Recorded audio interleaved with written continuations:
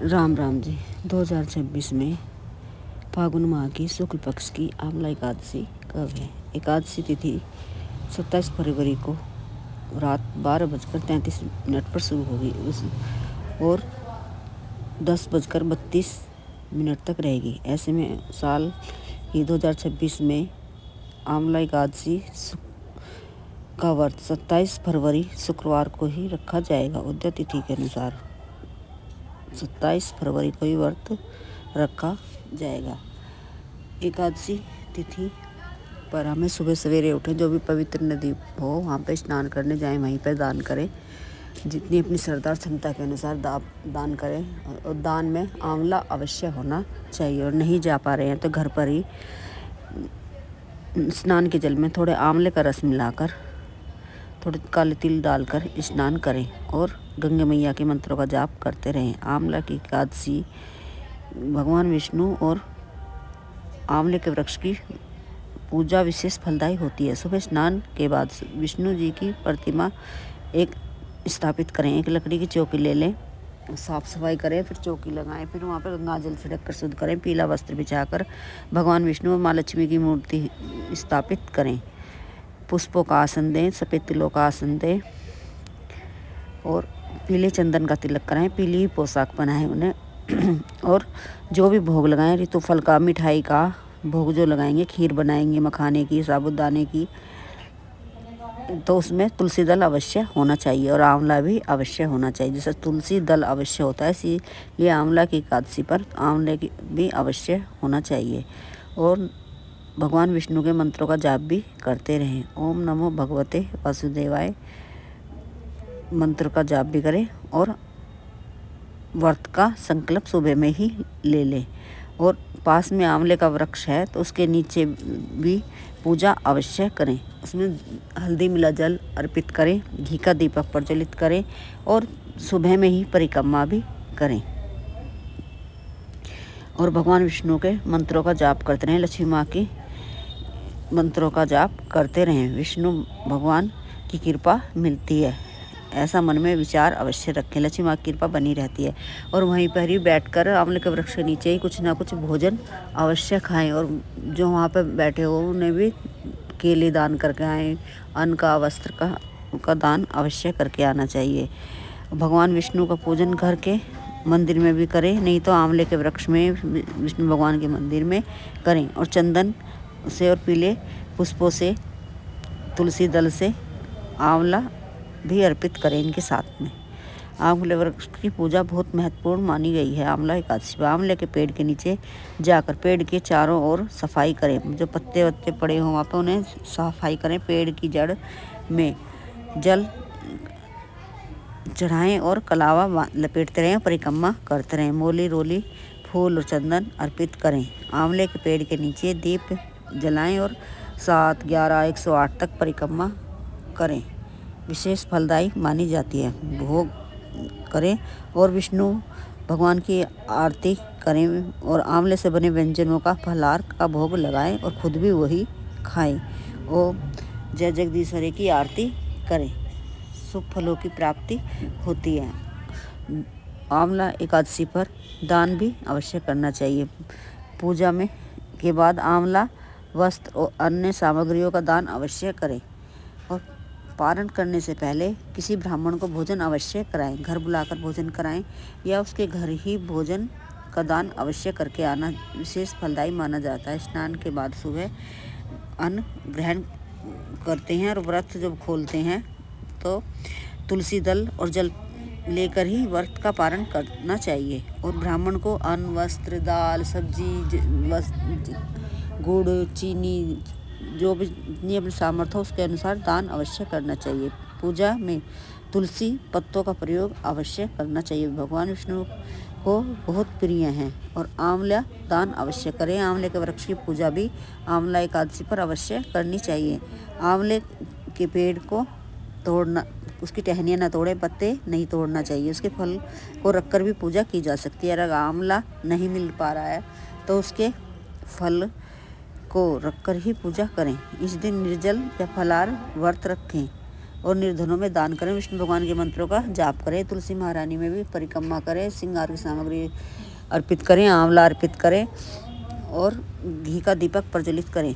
उसमें थोड़ी हल्दी अवश्य डाल लें। आंवला की एकादशी विष्णु भगवान की कृपा पाने के लिए हमें तामसिक चीज़ें नहीं खानी चाहिए। चावल नहीं खाना चाहिए, भोजन नहीं, अन्न नहीं खाना चाहिए, प्याज लहसुन मांस मदिरा का परहेज करना चाहिए, बाल नहीं कटवाने चाहिए, नाखून नहीं कटवाना चाहिए, दिन में सोना नहीं चाहिए और कलेश या झूठ बोलने से बचना चाहिए। इन गलतियों से भगवान विष्णु रुष्ट होते हैं और व्रत का फल नहीं मिलता। साथ ही एकादशी के दिन आंवले के पेड़ की पत्तियां तोड़ना या उसे नुकसान पहुंचाना वर्जित है। आंवला की एकादशी पर क्या नहीं करना वर्जित है?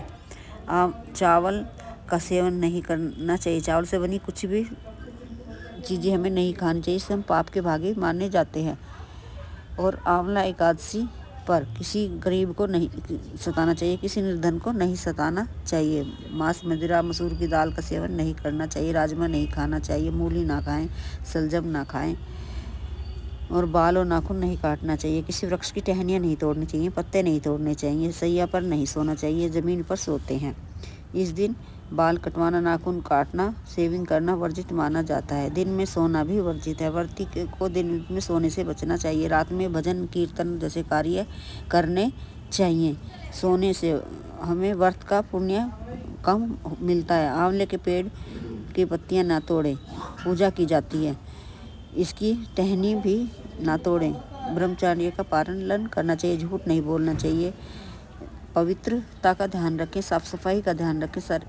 झूठ बोलने से, चुगली करने से, कठोर वाणी बोलने से बुजुर्गों पर, बच्चों पर हमें बचना चाहिए, इससे हमें दोष लगता है। घर की साफ सफाई पर हमें ध्यान रखना चाहिए। झाड़ू लगाने या फर्श पोंछने, जो पोछा लगाएंगे उसमें नमक नहीं डालना चाहिए, सिंपल पोछा हमें लगाना चाहिए। इन गलतियों से भगवान रुष्ट होते हैं। क्रोध नहीं करना चाहिए। काला नीला वस्त्र हमें पहनकर पूजा नहीं करनी चाहिए। घर में कलेश या कलह करने से लक्ष्मी जी, भगवान विष्णु जी रुष्ट होते हैं। दान में यह गलती ना करें। गंदे फटे कपड़े और अपवित्र भोजन का दान न करें। साफ जैसा हम खुद पहनते खाते हैं वैसी चीज़ों का हमें दान करना चाहिए। किसी की निंदा या चुगली करना व्रत के पुण्य को ख़त्म कर देता है। शुभ कार्य करें। आंवले के पेड़ के नीचे बैठकर भगवान विष्णु की पूजा करें।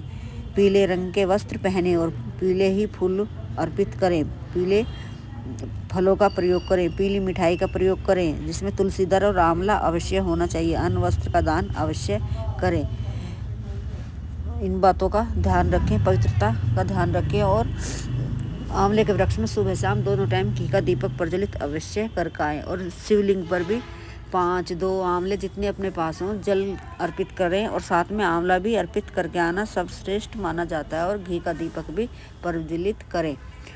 और आंवले ले लें, 5 ले लें, 7 ले लें, उनकी गुठली निकाल कर थोड़ा कट कर उनका दीपदान भी अवश्य करके आना चाहिए। आंवला एकादशी पर घी के दीपक बना लें और जो हमने गुठली निकाली है उन पर दीपक रख के हमें दीप प्रज्वलित करके आने चाहिए। विष्णु भगवान के मंदिर में करके आएँ या शिव मंदिर में करके आएँ, पीपल वृक्ष के नीचे करके आएँ या घर पर ही तुलसी महारानी के पास दीप प्रज्वलित करें। हमें लक्ष्मी माँ की कृपा भी मिलती है और साथ ही हमारे घर में सुख समृद्धि आती है। लक्ष्मी माँ की कृपा बनी रहती है, मनोकामना अतिशीघ्र पूर्ण होती है, हमारे रोग कष्ट सब दूर होते हैं। भगवान विष्णु की कृपा लक्ष्मी माँ के साथ में हमारे परिवार पर बनी रहती है। और पीपल वृक्ष में सुबह में जल भी अर्पित करें और शाम में दीप भी प्रज्वलित करके आएँ। पीपल वृक्ष की सुबह में परिक्रमा करें और वहीं पर कुछ ना कुछ दान भी अवश्य करें। आंवले का दान अवश्य करना चाहिए, जितनी अपनी क्षमता के अनुसार करें। 5 करें, 7 करें या 1 किलो करें, जितना भी अपनी सामर्थ्य है उसके अनुसार हमें दान अवश्य करना चाहिए। शुभ फलों की प्राप्ति होती है। और दीप दान करना बिल्कुल भी नहीं भूलना चाहिए। एक दीप हमें सरसों के तेल का काले तिल डालकर दक्षिण दिशा की तरफ खुले आकाश में भी दीप अवश्य प्रज्वलित करें। हमें पितरों की कृपा मिलती है। हमें नाराज पितृ भी हमें आशीर्वाद देकर जाते हैं। उनकी पसंद की चीज़ें दान करें, अन्न दान करें, उनके जैसे वस्त्र वो पहनते थे वैसे वस्त्र दान करें, जूता चप्पल दान करें, छाता दान करें। दान हमें अवश्य करना चाहिए। और विष्णु भगवान के मंत्रों का जाप भी हमें करते रहना चाहिए। विष्णु चालीसा पढ़ें, विष्णु भगवान और एकादशी की कथा भी पढ़ें।